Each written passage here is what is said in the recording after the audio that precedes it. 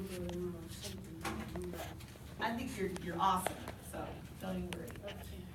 Let's call it for now.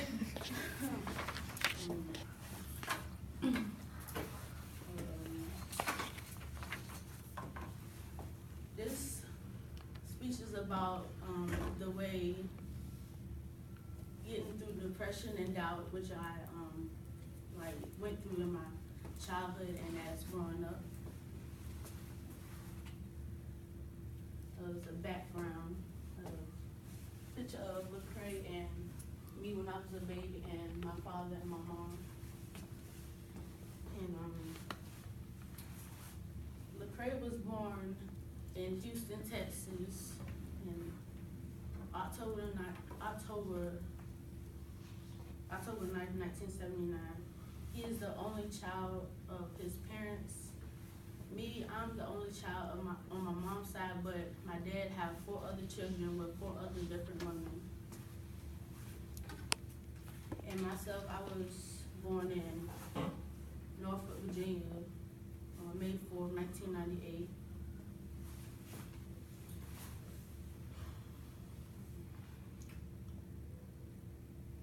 Lecrae, he was raised by his single mother, and father was never in his life. My parents, they was together, but when I was 5, like we all like lived together with my uncle, all in one house. But we all got kicked out because of my uncle. He did something bad. They got us all kicked out, so we basically was on the streets. And like my dad, he couldn't come with me and my mom, and I cried and asked my dad to stay, but he told me, don't worry, I'm gonna come back. One day I'm gonna find you and we're gonna be together again.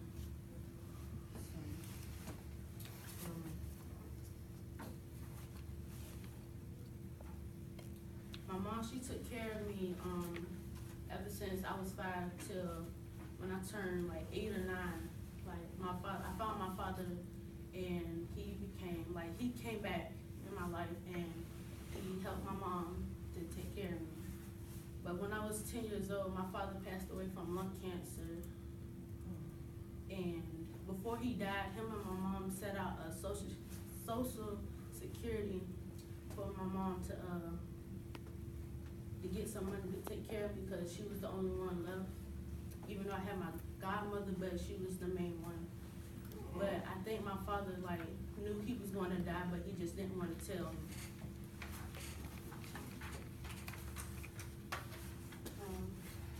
I said, you can say childhood. I couldn't find a in a little brush, but a recent little picture of me, and this is a album cover of his album out now called Blessings, and that's him and his mom, and with other family members, it's me and my mom.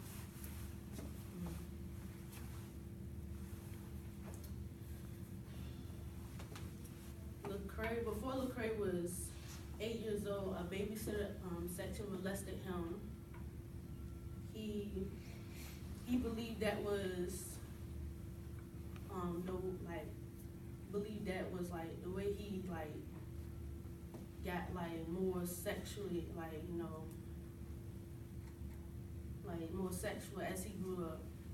Myself, I was sexually molested at the age of 7 by a friend cousin, and the same thing happened to me.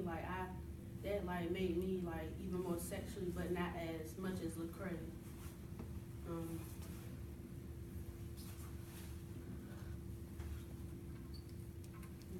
As Lecrae was growing up, he said there was no Malcolm X or Martin Luther King's. He had Tupac, so he looked up to him as a inspiration in music.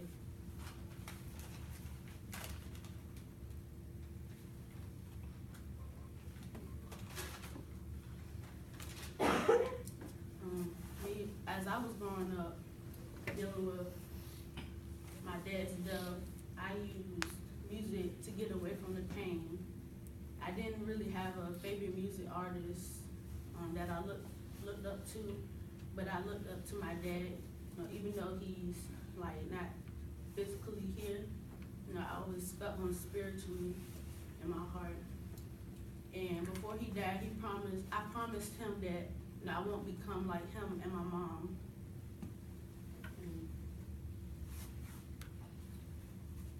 And that it inspired and motivated me. When Lecrae became when he was a child, his uncle showed him a gun, and Lecrae became he began to look up to gangsters. He remembers when he was little or young, taking a BB gun and standing in front of a lady in a car while she was in the car in the middle of the street, pointing it at her, just doing that as for fun. And as I was growing up, I was doing sexual things, you know, thinking that it's okay to do, and thinking ain't nothing wrong with it.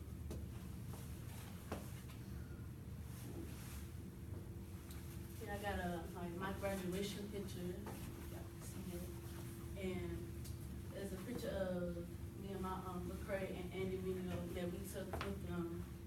You know, when we was in DC last year, you know, for the Reset Christian event.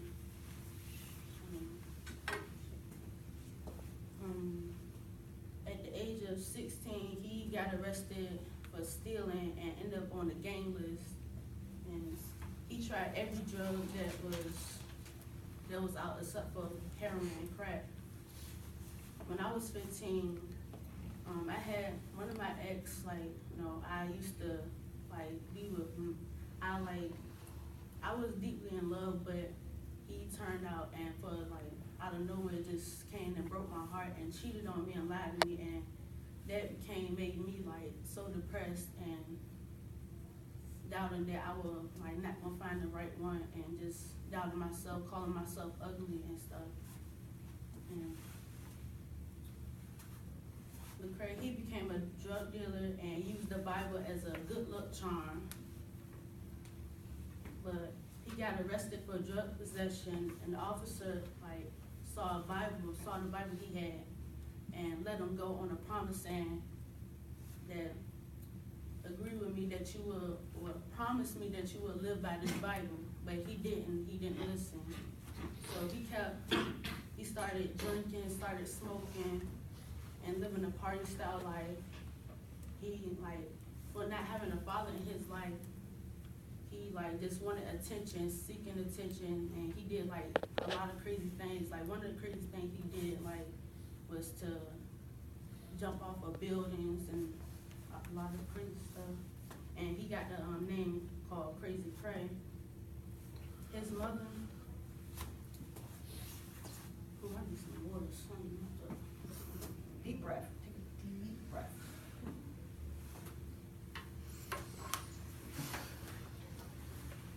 Lecrae's mother got concerned about him as he was getting into more trouble. So she gave him a Bible and said, look, I don't know what else to do with you. I've tried everything, but you need to read your Bible. And he remembers taking the Bible, ripping the pages out, man, I don't want this Bible, giving me this for, I can't wrap my fingers around this being true. I don't know your God, I don't want your God. And he started drinking more, smoking more, and looking for more women, sleeping with women after women after women. And his emptiness became extreme. And me, after my one of my biggest heartbreaks, I got into another relationship with another boy, but that one was more badly, and we've been on and off for a year and 3.5 months. You know, he cheated on me, lied to me, did a lot of bad stuff, but there was good times. But my family and my friends told me you know, hey, you need to leave this dude alone. He ain't no good. But I didn't listen because I felt like if I did listen, I was not gonna find someone else. but at the same time I wanted to, but I just couldn't find that way until he actually sexually molested me when I was 17, but now I'm 18, about to turn 19 soon.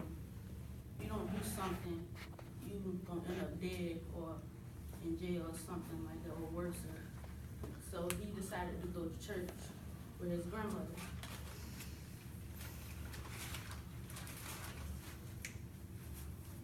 I was raised in a church ever since I was a baby. I went to my godmother's church in Elizabeth City, North Carolina. She's a pastor's wife and a pastor herself. And so I was a pastor's goddaughter. I always knew about Jesus, but I didn't really have a relationship with him. I was just like, yeah, I know he's a person that saved God, but I didn't have a personal relationship with him. So,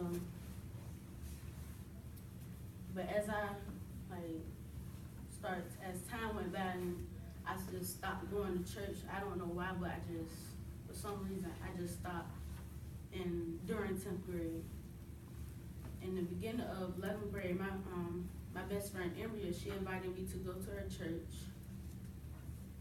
and called Doulos for Christ, that's in Norfolk.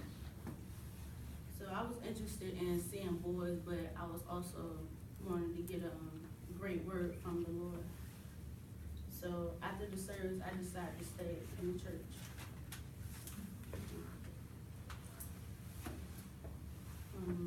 A girl that Lecrae went to high school with was at the church, and she invited him to come. So Lecrae, he went. He was more interested in meeting girls. That's all he wanted. But when he arrives, he see like these like dancers, these rappers, preachers, people that have been shot and like being in gangs. But now like he's seeing like them like loving God and loving Jesus and serving the Lord. And he's saying that I don't know what this is. Like so that made him wanna like, he was like, man, I need to give my life to Christ, but it just stopped. But me, after being in Doulos for Christ for about a month and a half, my leader, she invited me to the women's encounter to go encounter God. So I went and I saw older and younger women, that came from same or similar background that I came from. And I saw them crying out for God, and that showed me like, I need to get myself together with God.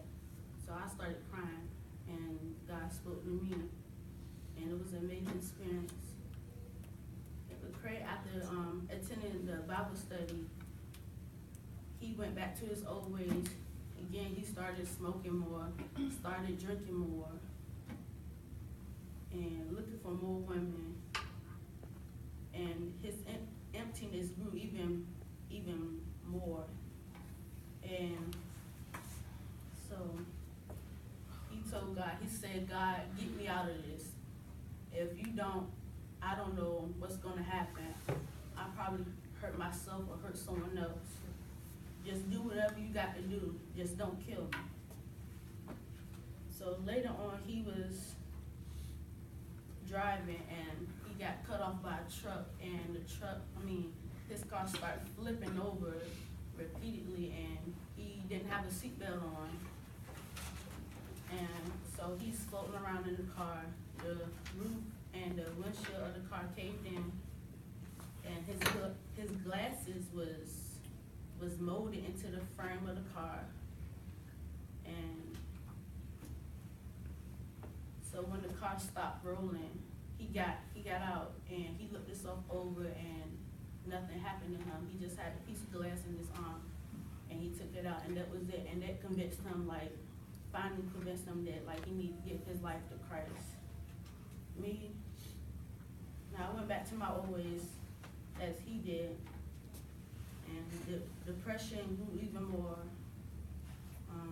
Doubting was even more worse, and I wanted to kill myself.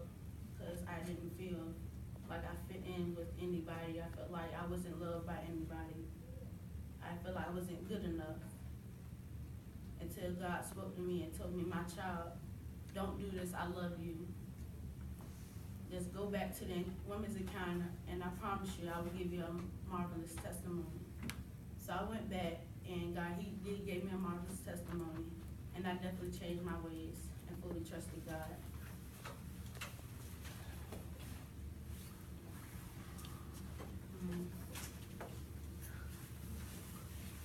So early career, here's some pictures of, me and Mosaic. We went to Trinidad 2 summers ago, and there's a picture of us, a medal that I won for, in acting and customer service for Ski USA, a TV show that I got into, and there's a prayer, and he was on Jimmy Fallon and performed his song called Can't Stop Me Now. I had a lot more, but I tried to fit it in all together.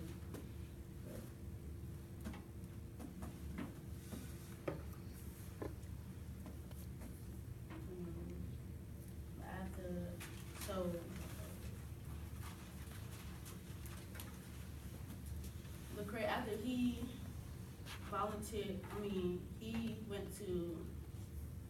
started volunteering and performing at a juvenile detention center, and he was performing his songs, using the songs that he wrote in his dark times to the people that was in there, and he, the feed that he was getting from them, they was telling him hey man, can you play it again? Can you play it again? I need something that's gonna show me that I need Jesus. So that showed him that that music, he wanted to offer hope and encouragement to others through music. So he had decided that's what he wanted to do. My whole life, I always wanted to do music and always wanted to be on the stage.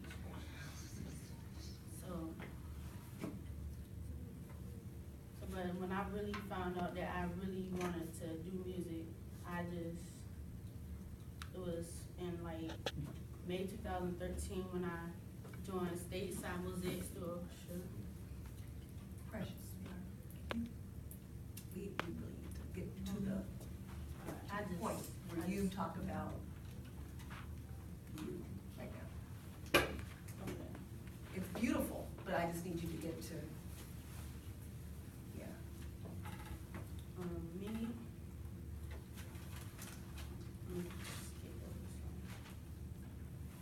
I'm gonna just skip to the part of something,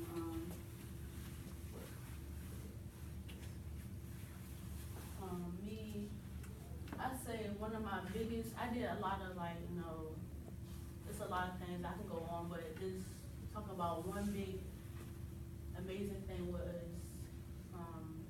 me and Mosaic getting to go to Trinidad 2 summers ago to compete in international conference panorama in Trinidad, competing against bands from Europe, Asia, Canada, America, Caribbean, Trinidad, and Tobago. There was 24 bands that competed. We got 20th place, and now we are the top 20 best steel bands in the world. And that Trinidad performance, it showed me a lot, and to do better.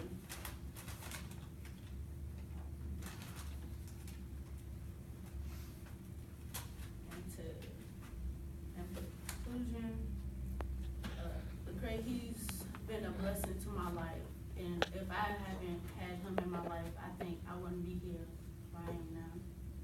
And here's his book I got last year, and it's called Unashamed, and where he talks about his whole life, which goes even deeper into his life.